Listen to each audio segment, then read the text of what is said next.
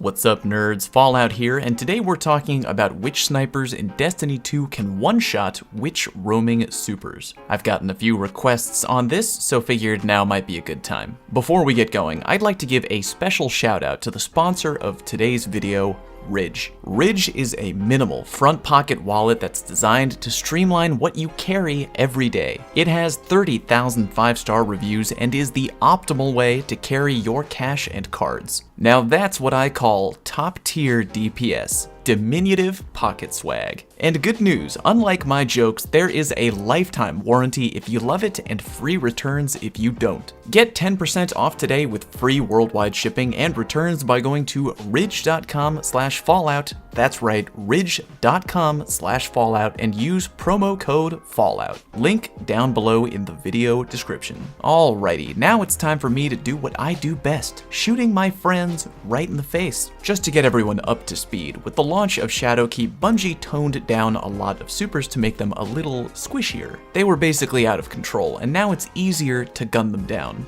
But keep in mind that not all supers are created equal. There's actually a tier list of which supers have the worst and best incoming damage resistance. Here, take a gander. The beefiest roaming super is the Spectral Blade Hunter while invisible, clocking in at 54.4 damage resistance. Just below that is high tier resistance, which includes Fists of Havoc, Burning Maul, Sentinel Shield, Arc Staff, Stormcaller, and a Hunter in the middle of shooting their Shadow Shot. Below that, we have Spectral Blade Hunters while visible, again, in their own tier. Below that, we have mid tier, which includes Hammer of Soul and Daybreak at 51%. And below that, we have low tier damage resistance, Nova Warp, Thunder Crash, Blade Barrage, Nova Bomb, and Well of Radiance. Finally, we come to the very bottom, which is Hot Garbage tier, which is Chaos Reach proudly sitting all alone at 40%. Really? Bungie, we can't even crack the 50% threshold with Chaos Reach? Fine. Basically what it comes down to is if you see a Warlock trying their best to give you a one-handed Kamehameha, roll the dice, shoot them. They'll probably get waxed and feel bad about it, so win-win. Anyway, let's get to the shooting, but quick clarification. In a recent video, I showed that one particular set of armor in the game, i.e. Solstice 2019 armor, is still capable of having extra damage resistance while in your super. That is definitely a glitch and will likely get fixed, so outside of that one variable, all the information here should be relevant in the current PvP meta. Alright, enough clarification. What snipers can one-shot one supers? Let's start off with the hardest hitting archetype, the aggressive frame snipers. These include weapons like the Bite of the Fox, Tatara's Gaze, and the Revoker. Slow firing, but hard hitting, usually coming with a base impact of 90. Unsurprisingly, aggressive frames were able to one-tap every single tier of roaming super, from Chaos Reach all the way up the tier list to an invisible Spectral Blade. That's pretty awesome. You don't even need a box-breathing sniper, although that perk will definitely come in handy a little bit later on as we use snipers with weaker and weaker impact. For now though, any aggressive frame sniper should do a great job of KOing a super, provided you hit them in the head. Oh, and for those of you lunatics out there who might be typing, well Fallout, what about a Titan inside of a bubble? First of all, no, it won't kill, and second of all, if your goal to kill a Ward of Dawn Titan is to run into their bubble and try to pull off a quickscope headshot,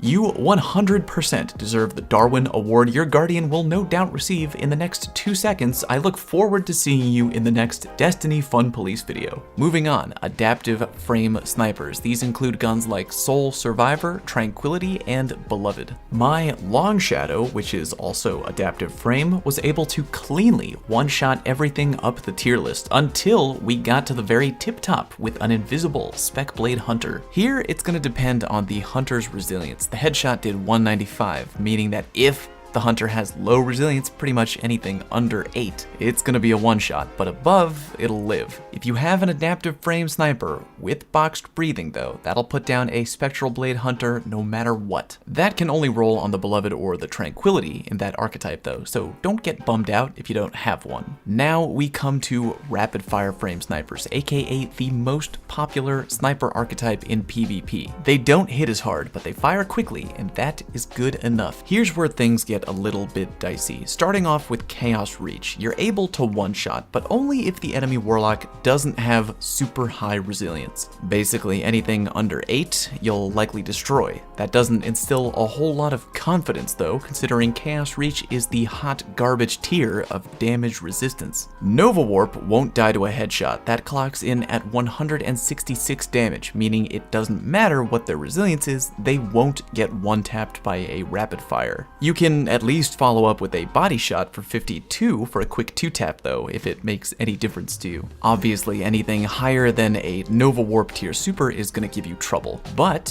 what about weapon perks? Can they help?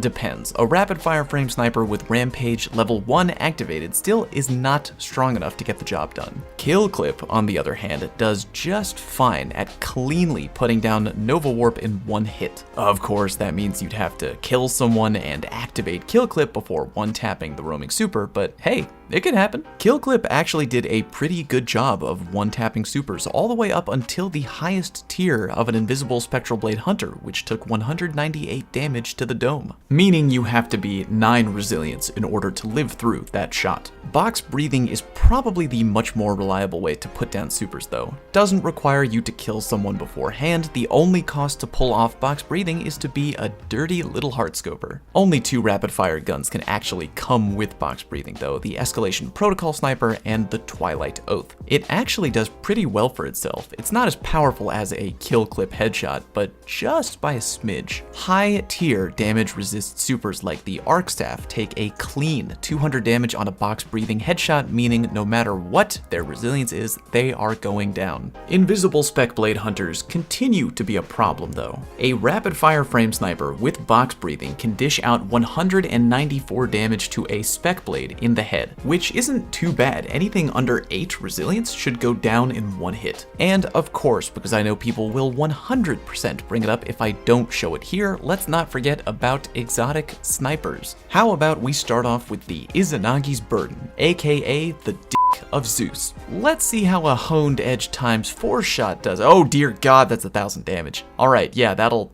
do just fine. How about Whisper of the Worm? Now, even though it's categorized as an aggressive frame, it actually has way more impact than your run-of-the-mill Tatara's Gaze. 100 impact to be exact, and even against an invisible Spectral Blade Hunter, that bad boy's gonna tear their heads clean off regardless of resilience. That's what I like to see. Here's something that you hate to see though. Darcy getting absolutely punked by Spec Blade Hunters. You know, its unique perk where you lock onto an enemy while ADSing for a second and then get a hot damage buff? Well, that doesn't work on camo hunters because the Darcy literally is too stupid to recognize that it's aiming at another target. What a friggin' shame. Outside of that though, every other super that can't vanish like a cheap birthday party magician will get one-tapped with the Darcy's unique perk. And the Borealis. Now, getting the extra damage perk on this gun is annoying as hell because you already need to use it to break the shield of a roaming super with the matching element type.